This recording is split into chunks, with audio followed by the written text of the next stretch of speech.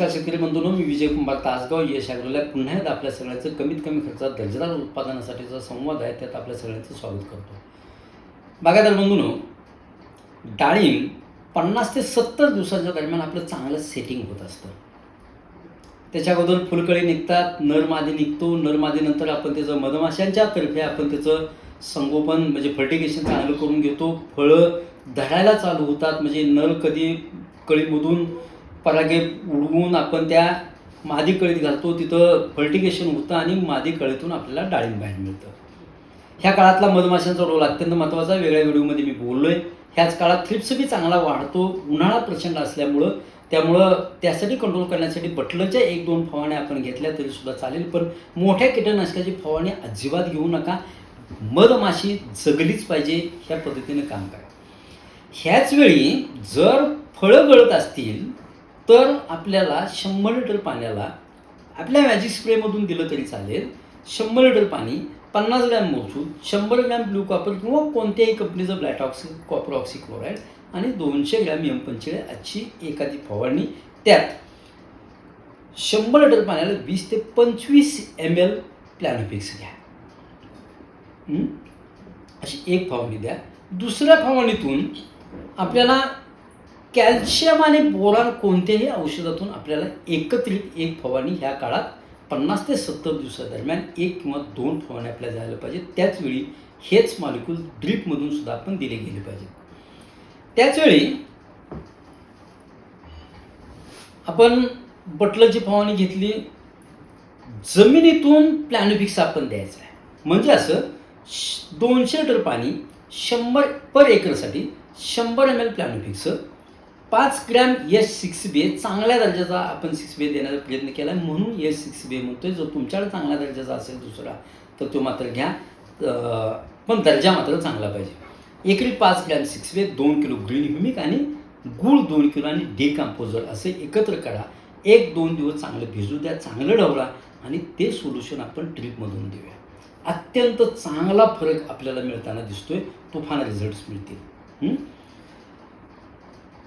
त्याचवेळी आपण पाणी वॉटर मॅनेजमेंट म्हणजे पाण्याचं नियमितीकरण अत्यंत महत्त्वाचं आहे.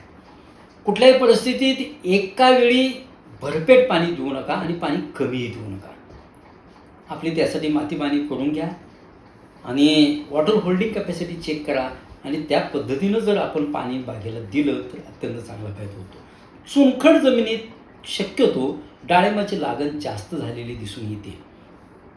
अशा जमिनीत अशा काळात जर एकरी 1 लिटर सल्फ्युरिक ॲसिड H2SO4 जर 1 लिटर प्लेन 1000 लिटर पाण्यात 1 लिटर टाकायचं आणि ते ड्रीपमधून दिलं तरीसुद्धा फुलगळ होण्याचे प्रमाण खूप कमी झालेलं दिसतं. पण हा प्रयोग काळ्या जमिनीत करू नका. हा प्रयोग चुनखड ज्या जमिनीत 10% जास्त आहे अशा जमिनीत नेमका करा. तुफान रिझल्ट आपल्याला मिळतील. काळ्या जमिनीत हा प्रयोग अजिबात करायचा नाही आहे. परागविहन आपण करून घेतलं आहे, फ्रूट सेटिंग करून घेतो आहे, नर मादी व्यवस्थित आपण जन्माला घालतो आहे, म्हणजे निसर्गतः येतं, पण बोरॉन त्या काळात दिलं की नर आणि मादी दोन्ही कळ्या वाढण्याची शक्यतासुद्धा या काळात जास्त असते. आणि फळांच्या प्राथमिक वाढीचा जो टप्पा आहे फळं मोठी करण्यासाठीचा, त्यासाठी कोणती संजीवक वापरावी कमीत कमी खर्चातली आणि कोणत्या खताच्या मात्रा द्याव्यात त्याही कमीत कमी खर्चातल्या, याच्यावर मी वेगळ्या व्हिडिओमध्ये नेमकेपणानं बोलण्याचा प्रयत्न करेन. बागायतदार म्हणतो ह्या काळापर्यंत आपलं पहिलं पानदेट परीक्षण व्हायला पाहिजे 50 दिवसांच्या दरम्यान.